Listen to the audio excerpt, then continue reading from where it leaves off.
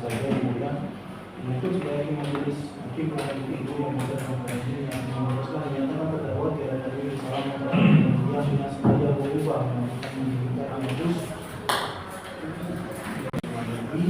sebagaimana diatur dalam Undang-Undang Perlindungan Satu Hukum dijatuhkan pidana terhadap negara kategori berupa pidana penjara selama 11 tahun dan denda sebesar 10 miliar subsidi 4 bulan penjara dengan dikurangi selama terdakwa pada bidang peranan sementara dan dengan perintah terdakwa tetap ditahan.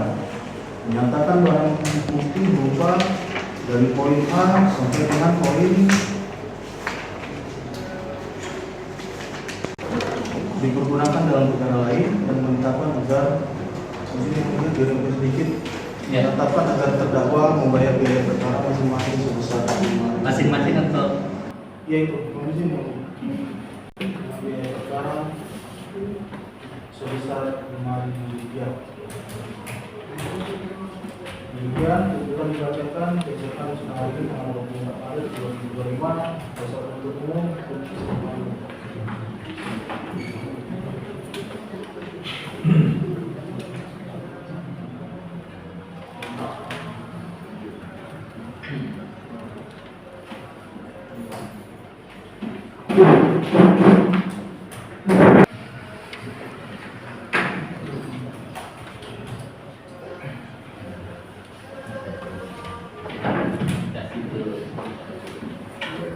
tanggal Selasa ya, tanggal 15 April 2025 ya, kemudian saya pulang ya, malam saya pulang pas lebaran Nyepi kan, Nyepi dulu baru Nyepi ya, pas lebaran Nyepi saya pulang Nyepi dulu Saya sampaikan dalam persidangan. boleh ya, Sampaikan secara resmi dalam persidangan. oke.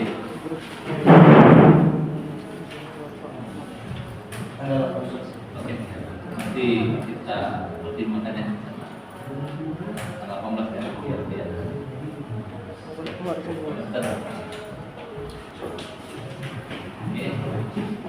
Tunggu aja langsung ya. Hari Kamis, hari Selasa ya. Tanggal 15 ya.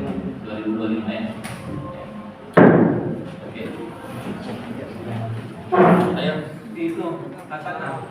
Apa alasan dari CPI memutuskan menuntut dari terdakwa tadi?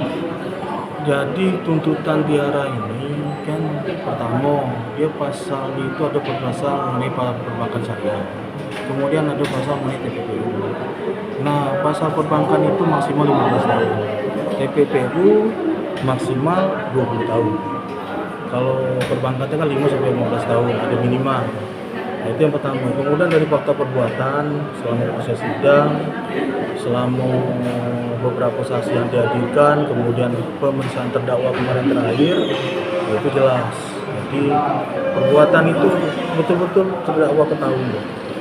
Nah disitulah dari itu kita mengajukan tuntutan, kita baca tuntutan sesuai dengan fakta perbuatan. Dan dakwaan yang kita susun mulai dari rentang waktu, total kerugian, potensi kerugian, itu semua sudah termasuk di dalam dakwaan ini. Untuk tuntutannya berapa totalnya? Dari kami untuk 11 tahun. Dan itu merupakan dakwaan dari karena kumulatif kan dari kami. Jadi ada perbankan syariah dan tindak pidana pencucian uang. Ada pengembalian kerugian negara nggak Pak? Atau Itu denda? tidak, Oh, tidak. bukan bicara kerugian karena di sini kan bukan bicara kerugian seperti itu. Untuk denda nggak ada? Denda ada, denda 4 bulan subsidi 10 miliar subsidi 4 bulan dari kami dendanya. Oke? Yang menghadapi BSI sendiri kan ada 10 orang yang dikenakan sanksi dari pusat. Apa rekomendasi dari jaksa sendiri? Nah kalau terkait itu kami tuangkan di dalam fakta persidangan. Bahwa memang ada beberapa dari BSI sendiri yang mereka yang terkena istilahnya itu teguran. Nah teguran ini kita ya itu silakan.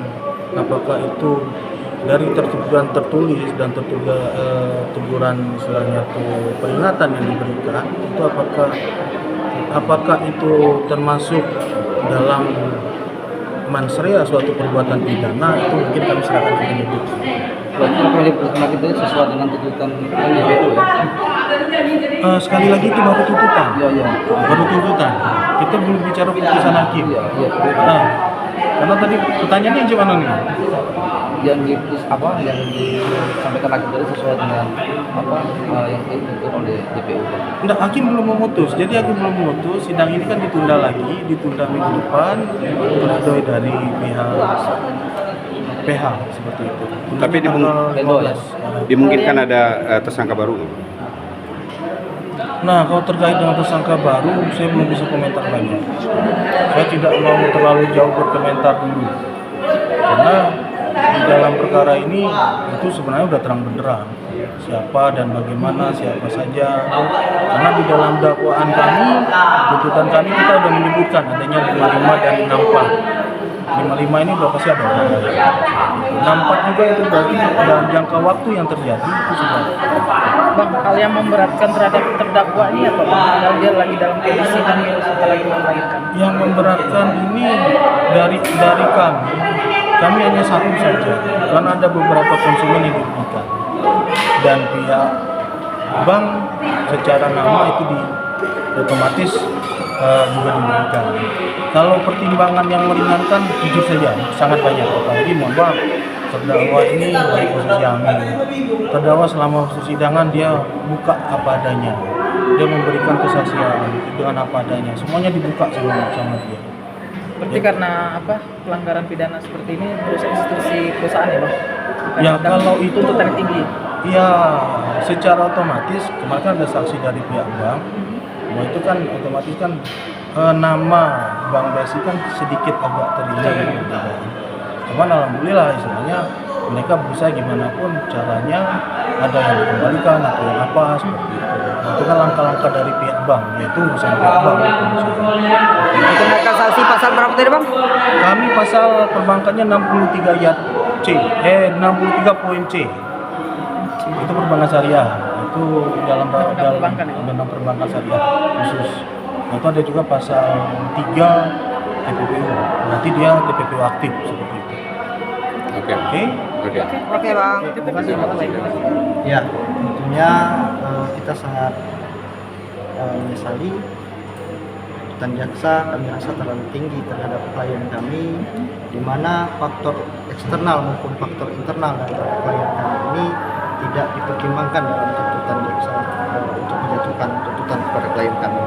Contohnya klien kami sudah bersifat sangat kooperatif dalam persidangan ini. Kemudian klien kami juga sudah membuka tabir-tabir fakta dalam persidangan ini, namun tidak dipertimbangkan dengan baik oleh jaksa penuntut umum, dan kami merasa tuntutan tersebut terlalu berat untuk klien kami. Menuntut seorang perempuan yang sedang hamil, kemudian juga sudah berkata jujur, memiliki 3 orang anak saat ini, yang mana suaminya juga sedang tersangka di dalam perkara yang sama dengan tuntutan 11 tahun, kami rasa tidak ada manusiawinya, tidak memikirkan rasa kemanusiaan terhadap diri klien kami. Tentu tuntutan tersebut secara profesional dan secara hak daripada klien kami akan kami balas pledoi ataupun nota pembelaan dengan dalil-dalil yang kemudian dapat meringankan klien kami. Itu. Salah denda yang sebelumnya tersebut apa? Kalau denda 10 miliar itu kan tentu itu bahasa daripada undang-undang. Bahasa daripada undang-undang, baik denda maupun ini bisa diganti hukuman kurungan. Tapi kan prinsip rupiah cuma 8 miliar. Enggak, bukan terkait soal itu kalau denda. Denda ini adalah denda soal bahasa Undang-Undang 63 ayat 1 dan 2 itu. Bang, salah satu poin nanti dalam pledoi ini seperti apa nih Bang? Ya, Kan kalau- kategori tinggi nih Bang. Ya, kalau tentunya kami tetap berpegang teguh seperti fakta yang terungkap di persidangan, adanya kesepakatan perdamaian antara klien kami untuk mengembalikan keuangan ataupun fraud daripada Bank BSI tersebut, yang mana klien kami sudah mengembalikan sekitar 550 juta. Yang kemudian dengan sangat cepat BSI menggunakan uang talangan untuk menjebak klien kami dan menduga klien kami ini melakukan tindakan membuat bilet deposito palsu dan pawning emas tersebut. Nah tentu dengan adanya kesepakatan tersebut kita tetap kembali ke hukum perdata, tetap kembali ke hukum perdata, yang mana ini bukan merupakan perkara pidana, namun ini merupakan perkara perdata. Tentu target paling tinggi daripada tim advokasi pergerakan adalah onslah dari perkara ini. Ini bukan merupakan perbuatan pidana, namun ini adalah perbuatan perdata. Selain hal tersebut, ada beberapa poin dalam analisis yuridis yang sudah kami susun beberapa minggu ini berdasarkan fakta-fakta yang terungkap di persidangan. Satunya adalah kami tetap berpegang teguh bahwa perkara ini merupakan perkara perdata dan kami akan memperjuangkan klien kami dapat terbebas, yaitu onslah dalam perkara ini.